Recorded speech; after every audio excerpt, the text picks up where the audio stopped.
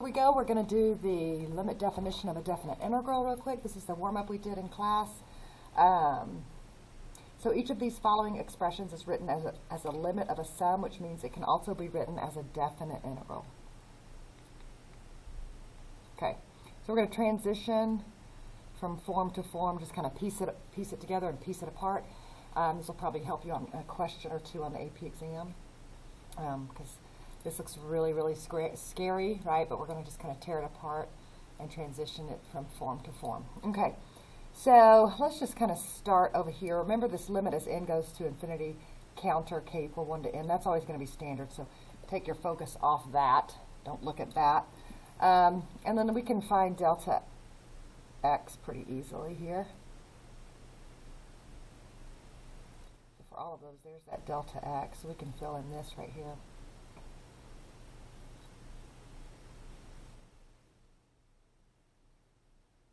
Okay. All right, and so since that delta x is just, delta x is in the wrong column. Okay, so let's fix that. Okay, so since that delta x is 3 over n, 2 over n, and 3 over n, that means that we're going, on an interval length of 3, and an interval length of 2, and an interval length of 3 here. All right, so that's kind of what that piece tells us. Then we want to sort of go in here and see if we can find delta x in the problem somewhere with k, and if we can kind of identify that pretty easily, and we can find that here. We can find it here, kind of, and then we can find that here. All right, so that's kind of what we're doing, looking for. All right, so what this says to me, so since I can see 3 over n here times this k, that means that that was my plug-in, okay? So that, what I circled, that 3kn was my plug-in, all right? And when it's just the plug-in, it's just 3kn, that's your x value, which you plug in. There's delta x at the end. Here's what you plug into f. Then that means the x sub 0 here must have started at 0. So this one started at 0, which is, if you can assess them starting at 0, that's just always easier. So, what does that tell me here? That tells me that we started at 0, and we had to span 3. All right, so all I have to do now is fill in the function as for the definite integral. Okay, and so what's the function then? Well, the function is just 2 plus, this plug-in, which is x squared. All right, so there's that one. Put it in parentheses just to make it nice. Okay, let's jump to this one. So here's delta x, right? Right there's delta x. All right, and so I can easily find delta x and k there. So that was the plug-in. And it means I must have started at 0, because otherwise if I started at 1, it would be 1. This plug-in would be 1 plus 3k over n. Okay? But it's easier just to let them start at 0. So this means we're going again 0 to 3. And now this time our function is just 1/2, and there's the plug-in. Okay, so let's go up to this one right here, and then we're going to talk about this one again. All right, so right here, there's 2n. So right here, I don't really see 2n with k, but I see 2 times 2, and so I could say 2, and then 2k over n, and kind of get that together. So this is still going to be 2kn, which means I'm still starting at 0, but now we're spanning 2 on the definite integral. And then, so right here, I just want to think of this as 2 times 2kn. So when I go to get my function is going to be the square root of 2, and then the plug-in, 2kn, and then plus 4.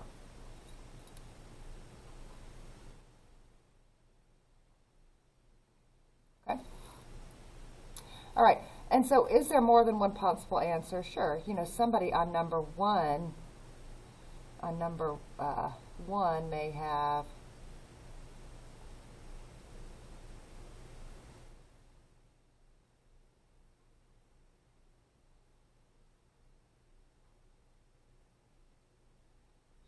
view this as the function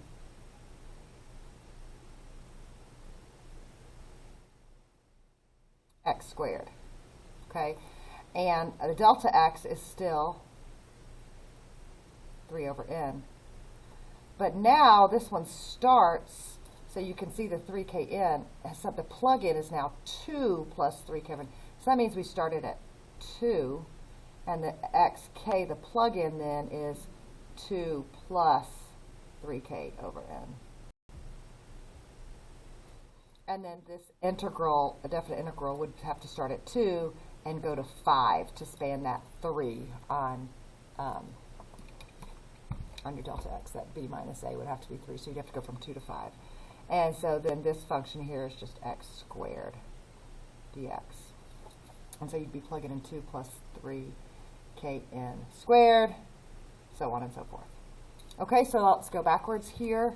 So all of these we can just go ahead and write.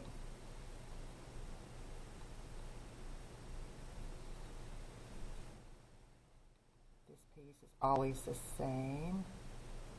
All right, and so let's see what we have going on here. All right, so let's do our delta x's first. Well, the function is pretty easy. X plus 2 squared, function is the function, x squared minus 2x. Okay, delta x here is going to be 4 over n. Delta x here is going to be 3 minus 2, 1 over n. This starts at 0. This one starts at 2. And so for this one, I'm just going to be plugging in 4k over n. So I'll just go right here, and behind this, I'll do that plug-in. Okay, so 4k over n, just plugging in right there, plus 2 squared, and then times 4 over n. Okay, and then this one, my start is going to be 2, so this will be 2 plus k over n, so 1 over n times k. And so this will be a little messier, so let's give myself some space. Let's just actually pop this out here. You guys can't see. Limit as n goes to infinity of counter. Okay, so I'm going to plug in this plug-in right here. So this will be 2 plus k over n squared minus 2 plus k over n times dx. Kind of squished there, but there you go. Okay, so that'll help you through a multiple choice piece. If you can just kind of, like I said, piece them together and pull them apart. Which of the, so maybe on the AP exam it says which of the following integral expressions is equal to this limit of a sum. Well, gosh, first thing I would look at is, you know, that b minus a, and wow, there's only one of those that even has that, so you could answer a and leave the problem. Okay, but you can see it does match up indeed. You know, that would be a delta x of 1 over n, and then times k would just be plugged in right there, and that matches perfectly. Okay, there you go. All right, see you guys.